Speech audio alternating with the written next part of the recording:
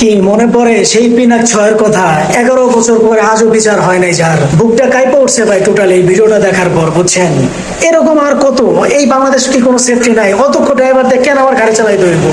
BAW ঘোড়ার ঘাস কাটে সরকারি কর্মকর্তারা, এরা লাইসেন্স কেমনে পায় আমার বুঝে হয় না ভাই। বিএডব্লিউ এর কর্মকর্তারা আছে, এরা এরা কিভাবে লাইসেন্স পায় আমি বুঝি না। আর কত প্রাণ ঝরলে আমরা নিরাপদ একটা সড়ক পাবো, নিরাপদ বাড়ি ফিরতে পারবো?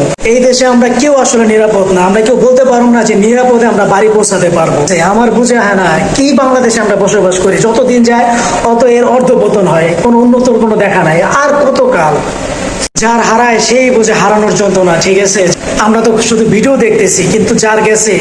আমি চিৎকার করিয়া কাঁদিতে চাইয়া করিতে পারিনি চিৎকার, বুকের ব্যথা বুকে জমায়ে কে দিয়েছি ধিক্কার। এভাবে চিৎকার আর্তনাদ কেউ শুনে না, ঠিক আছে? ওই পিনাক ছয়ের মতোই এইভাবেই ঝরে যায় প্রাণ। নাই আমাদের কোনো নিরাপদ নাই এই শহর। যার গেছে না এই শুধু বুঝবো, আর কেউ বুঝবো না। এই জন্য এই ঘর থেকে বের হওয়ার আগে যেন ঘরে সবাই বলে যেতে হয় যে আমি আর ফিরবো কিনা এটা জানি না, ঠিক আছে? অনিশ্চিত ভবিষ্যৎ, অনিশ্চিত জীবন।